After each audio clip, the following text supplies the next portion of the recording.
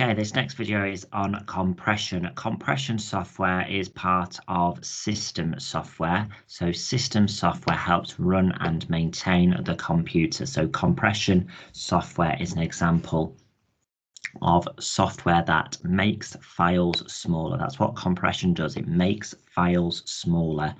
This means they take up less storage space on our secondary storage, but also means it takes less bandwidth to send that file if it's been compressed and made smaller. So that means we can send it by email or it will load on a web page quicker. So compression, less storage space on our secondary storage, but also less bandwidth to send. And compression software is that software that will make the files smaller.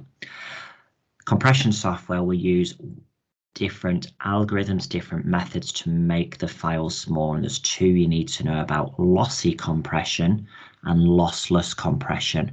Both my definition starts an algorithm that reduces file sizes, an algorithm that reduces file sizes.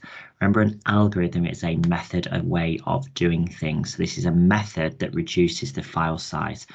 So in lossy compression, an algorithm that reduces file size by actually physically removing and taking out unnecessary data, such as resolution and color depth in an image. So it takes out and permanently removes and deletes that data. This results in not being able to decompress it back to the same quality, back to the original, because you have permanently removed unnecessary data and got rid of it, such as resolution and color depth. You can never get it back. As opposed to lossless compression, that algorithm, that method to reduce the file size, works by looking for patterns of repeated data and storing the data once and the pattern.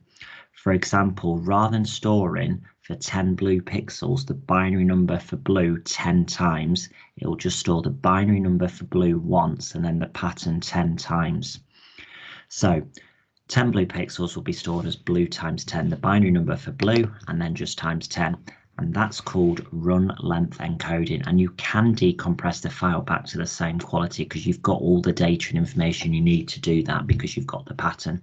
So both are algorithms, both are methods of reducing file size. Lossy permanently removes unnecessary data.